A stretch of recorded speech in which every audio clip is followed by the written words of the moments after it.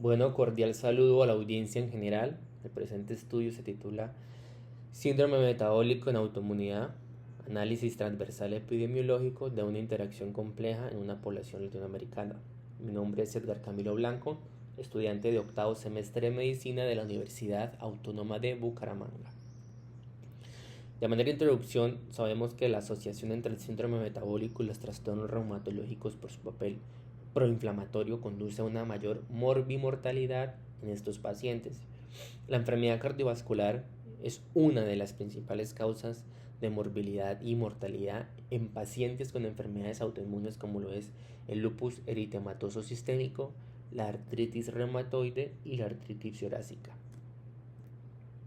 Dentro de materiales y métodos, pues fue un estudio transversal durante 2018 en el que participaron 68 pacientes consecutivos con LES diagnosticados según los criterios de la clasificación de Systemic Lupus International y 140 pacientes con artritis reumatoide diagnosticados según el American College of Rheumatology, 45 pacientes con artritis psoriásica diagnosticados de acuerdo con los criterios de clasificación para la artritis psoriásica CASPAR y 123 controles elegibles de la misma edad que asistieron a un hospital suramericano.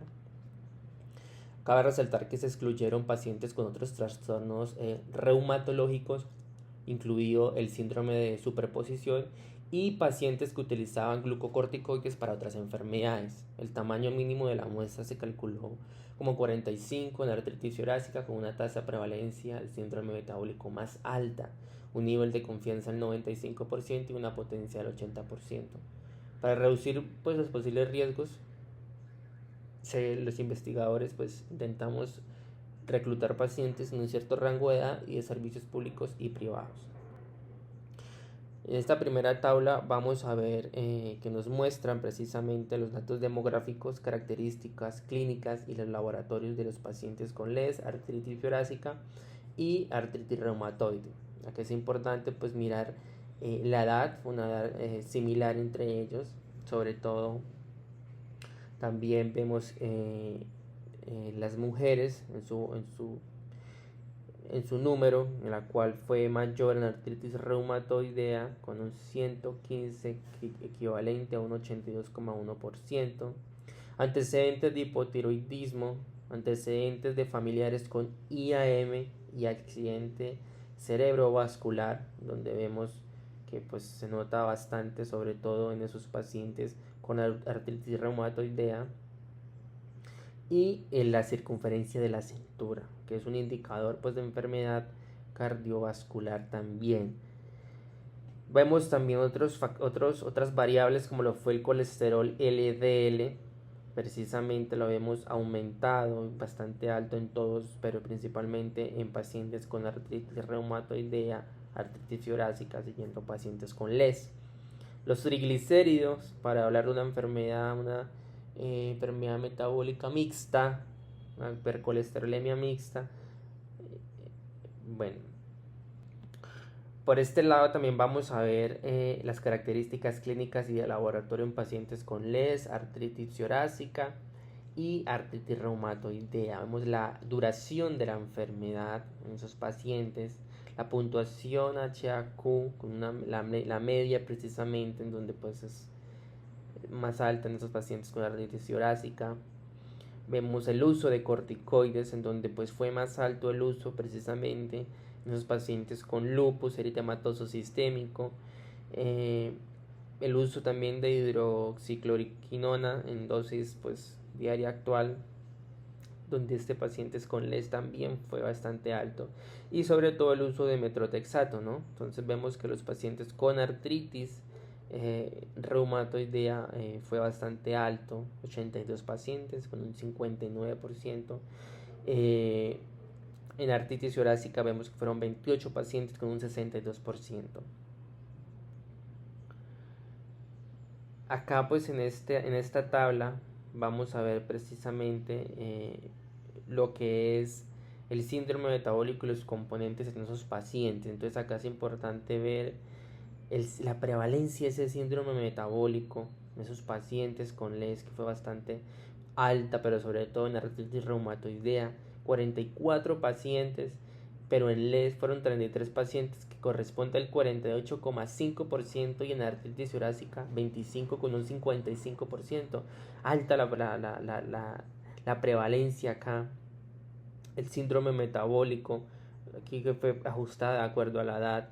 Vemos cifras bastante altas en lupus eritematoso sistémico, en artritis torácica, y sobre todo la circunferencia de la cintura. Según el NSP, vemos que esa circunferencia fue mala, precisamente por decirlo así, en pacientes con artritis reumatoidea, representando el 69%.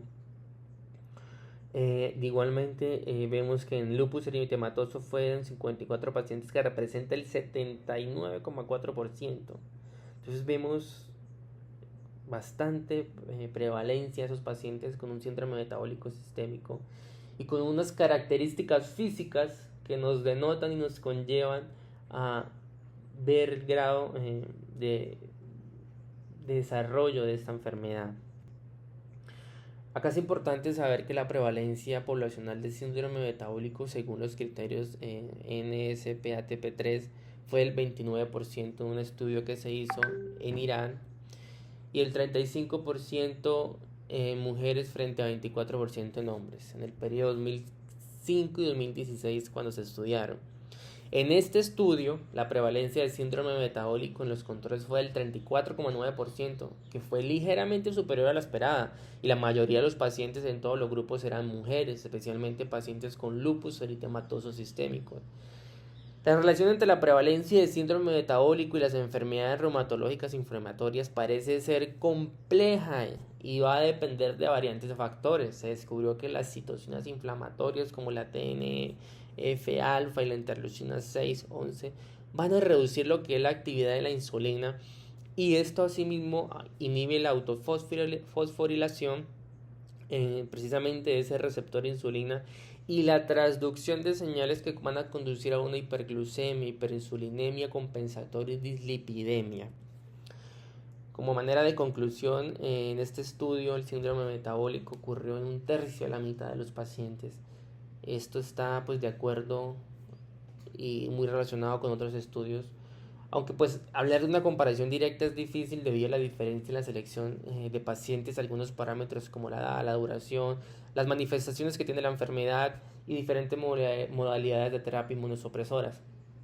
Teniendo en cuenta la alta prevalencia de síndrome metabólico en pacientes de este estudio, se recomienda y recomendamos la detección sistemática de componentes de síndrome metabólico, especialmente en pacientes con artritis torácica y lupus eritematoso sistémico. Comprender que detrás de una enfermedad reumatológica hay unas patologías que se esconden, y en este caso como la enfermedad metabólica, la enfermedad cardiovascular, que bien sea por sus comorbilidades ya presentes y por sus estilos de vida que estos pacientes llevan, pues van a llevar al empeoramiento de esta enfermedad. Entonces la invitación es a estudiantes, a médicos en formación, poder aportar desde este estudio esa